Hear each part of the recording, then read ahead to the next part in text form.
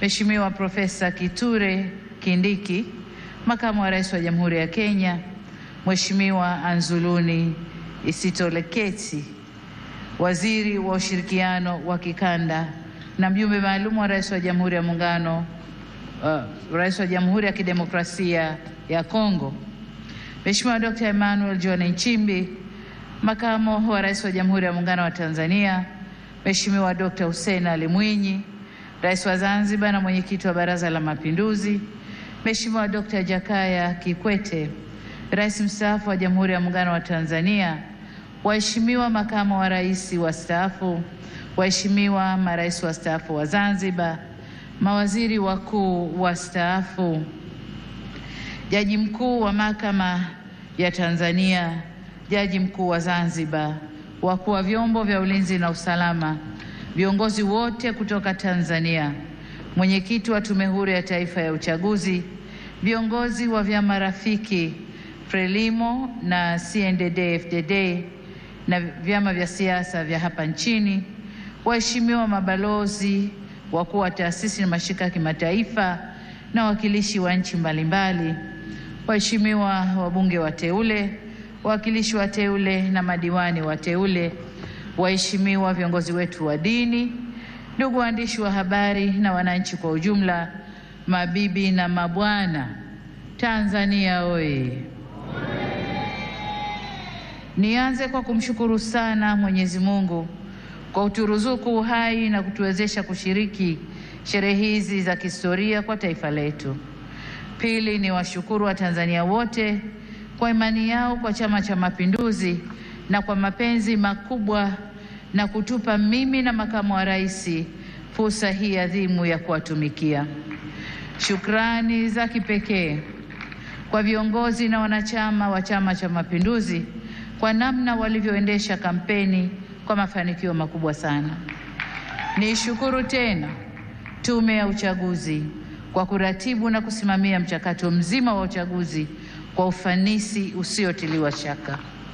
Ndugu viongozi na ndugu wananchi, katika uchaguzi huu tulikuwa wagombea 17 kutoka vyama mbalimbali vya siasa nchini tukiwania nafasi ya urais wa Jamhuri ya Muungano wa Tanzania. Napenda kuwashukuru sana wenzangu 16 ambao kwa hakika wameonyesha ukomavu wa kidemokrasia kwa kuendesha kampeni ambazo tulishindana kwa hoja na sote tulionyesha kuwa siasa sio vita. Tumemaliza vyema uchaguzi na kumpongeza aliyeshinda. Aidha, nitumie fursa hii pia kumpongeza sana Rais wa Zanzibar na Mwenyekiti wa Baraza la Mapinduzi, Mheshimiwa Dr. Hussein Mwinyi na vyama vya siasa vilivyoshiriki uchaguzi Zanzibar kwa kumaliza uchaguzi kwa salama na amani. Zanzibar oye! Pongezi zangu pia ziwaendee wote walioshinda kwenye nafasi za ubunge, ujumbe wa Baraza la Wawakilishi na udiwani kote nchini. Kwa wote niwaambie, uchaguzi umekwisha. Sasa baada ya kuapa, tukafanye kazi ya kulijenga taifa letu na kujenga utu wa Mtanzania. Waheshimiwa marais, viongozi, ndugu wananchi, shughuli inakuwa nzuri na ya kufurahisha ikihudhuriwa na ndugu zako wanaokupenda. Tanzania leo imejawa na furaha kubwa kuona baadhi ya waheshimiwa marais wenzangu na viongozi mbalimbali wa nchi jirani na nchi marafiki wamejumuika nasi katika tukio hili. Pamoja na kwamba tulitoa mwaliko kwa muda mfupi, kwa wale walioshindwa kushiriki, tunatambua uzito wa majukumu yao na tunajua mioyo yao ipo pamoja nasi. Tunashukuru pia wote waliotuma salamu za pongezi kwetu. Tunasema asanteni sana. Ndugu wananchi, uchaguzi ni fursa kwa wananchi kueleza matakwa yao ya aina ya viongozi wanaodhani wataweza kuwatumikia vyema na kuwaletea maendeleo endelevu. Kipindi cha kampeni tuligawika kiitikadi na kishabiki kama taifa, ila baada ya uchaguzi kufanyika, anayechaguliwa na wengi huwa ndio chaguo la nchi na anapaswa kuwa mtumishi wa wananchi wote waliomchagua na waliochagua wagombea wengine na hata ambao hawakushiriki uchaguzi. Kwa sisi tuliochaguliwa, ahadi yetu kwenu wananchi ni kulitumikia taifa hili kwa nguvu zetu zote, vipawa vyetu vyote na maarifa yetu yote. Ndugu zangu wa Tanzania, ni vyema tutambue kwa uchaguzi mkuu wa viongozi wa serikali ni mchakato wa msimu mmoja tu ndani ya kipindi cha miaka 5. Muda mwingine wote maisha lazima yaendelee. Hivyo basi jukumu letu sote kwa pamoja ni kujenga nchi yetu na kuifanya kesho yetu iwe bora zaidi kuliko jana yetu. Niwasihi tuendelee kuilinda itikadi yetu ya umoja na mshikamano. Ndugu zangu, wote tunaitakia mema nchi hii, tumesikitishwa na kuhuzunishwa na matukio ya uvunjifu wa amani, upotevu wa maisha na uharibifu wa mali za umma na mali za watu binafsi kwenye baadhi ya maeneo hapa nchini, hasa kwenye majiji na miji. Kilichotokea hakiendani na taswira na sifa za Kitanzania na sio Utanzania. Haikutushangaza kuona kuwa baadhi ya vijana waliokamatwa kutokana na kadhia hiyo wametoka nje ya Tanzania. Vyombo vyetu vya ulinzi na usalama vinaendelea kufuatilia na kuchunguza kwa undani zaidi kilichotokea na kuirudisha nchi katika hali tuliyoizoea kwa haraka. Kamati ya ulinzi ya kitaifa na kamati za ulinzi za mikoa na wilaya, na wataka muhakikishe kuanzia leo maisha ya wananchi yanarejea mara moja.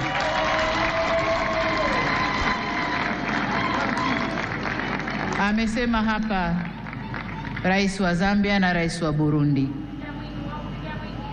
Machafuko ndani ya nchi si mema, hayana bei, hayana thamani na si faida kwa yoyote yule. Kwa hiyo ndugu zangu, niwaombe sana tuzingatie umoja, amani na utulivu wa nchi yetu. Ndugu zangu, nitumie fursa hii kutoa onyo kama mama, kutoa onyo kwa wale wote waliochochea uvunjifu wa amani. Na nawataka watambue kuwa vurugu na uvunjifu wa amani huishia kupimana nguvu na uwezo wa kujihami, ila mazungumzo huzaa mshikamano. Sasa tuchague lenye manufaa kwetu, kwani usalama wa taifa lolote hulindwa na wote kwa nguvu zote na gharama zozote. Ndugu viongozi na ndugu wananchi, kama kawaida kwa nchi zenye mfumo wa kidemokrasia hualika waangalizi wa uchaguzi kutoka jumuiya za kimataifa na kikanda kuja kushuhudia mchakato wa uchaguzi. Uwepo wao huongeza uhalali wa juhudi zetu za kuhakikisha uchaguzi unafanyika kwenye mazingira ya uwazi, haki, heshima na utawala wa sheria. Kwa muktadha huu, tunazishukuru jumuiya zote zilizoleta waangalizi wa uchaguzi.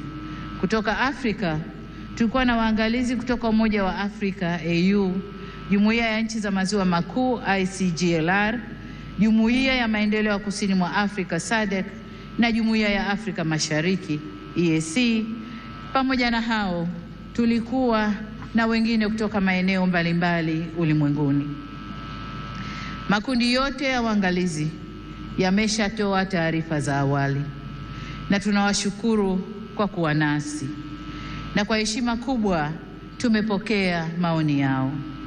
Hata hivyo, kama alivyowahi kusema Rais wa awamu ya 3 ya Jamhuri ya Muungano wa Tanzania hayati Benjamin William Mkapa mwaka 2000 wakati akiapishwa kuwa rais, na hapa nanukuu kipande tu cha hotuba hiyo kinachosema: na washukuru watazamaji wa kimataifa kuja kushuhudia uchaguzi wetu ulivyofanyika. Walipotusifu tumepokea sifa hizo kwa unyenyekevu mkubwa. Tumesikia pia waliodhani hayakwenda sawa na mengine hata sisi wenyewe tumeyaona. Maagizo ya kutuelekeza nini cha kufanya tumeyakataa. Ushauri wao tutauzingatia ili tufanye vizuri zaidi siku zijazo. Mwisho wa kunukuu. Ndugu wananchi, sifa moja ya mwanadamu ni kutokukamilika. Aliyekamilika kabisa kabisa bila kasoro yoyote ni Mwenyezi Mungu peke yake.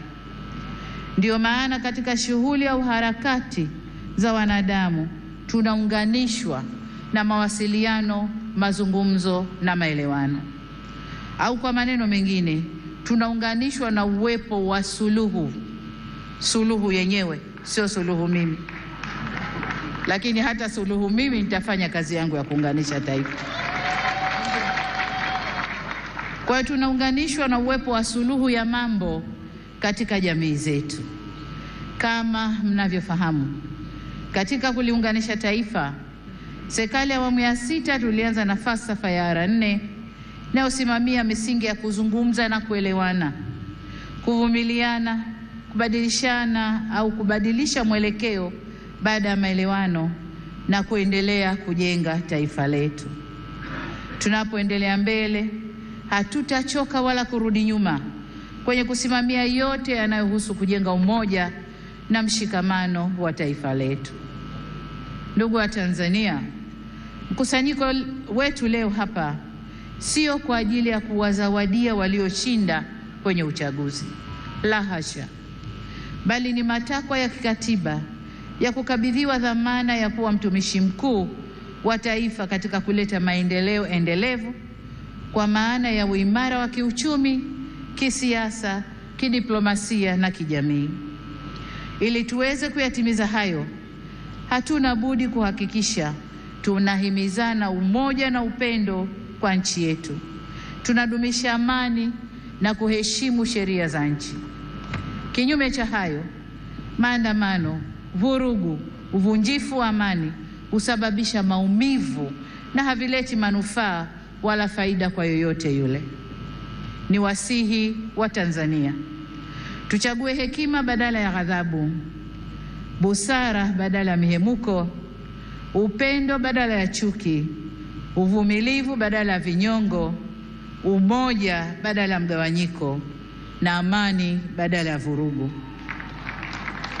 Lakini vile vile ni wajibu wetu kuchagua unyenyekevu badala ya kiburi na huruma badala ya hasira.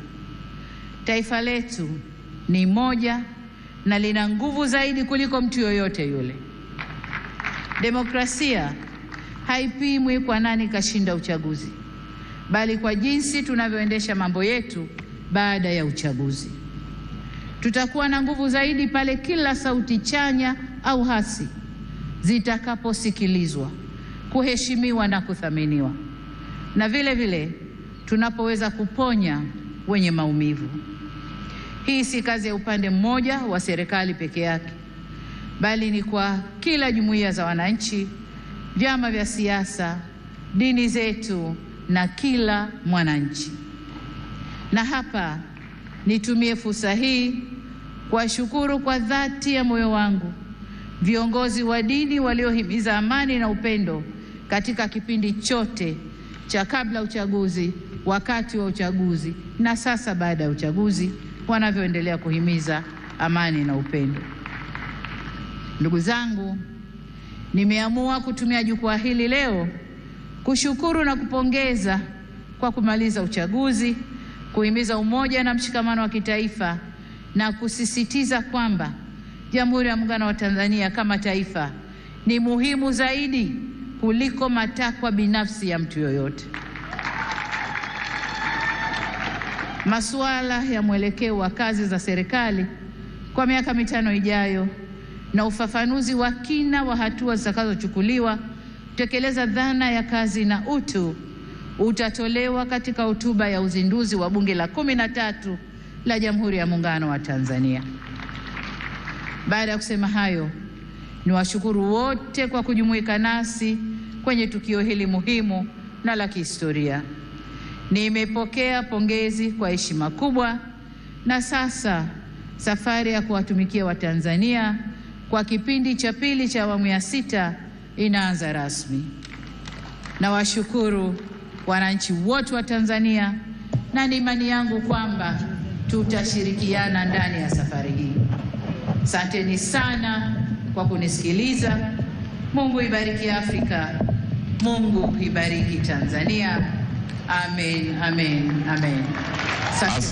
Asante sana Mheshimiwa Rais wa Jamhuri ya Muungano wa Tanzania. Naomba niwaalike viongozi wote na wananchi tupunge bendera juu, tumpongeze Mheshimiwa Rais.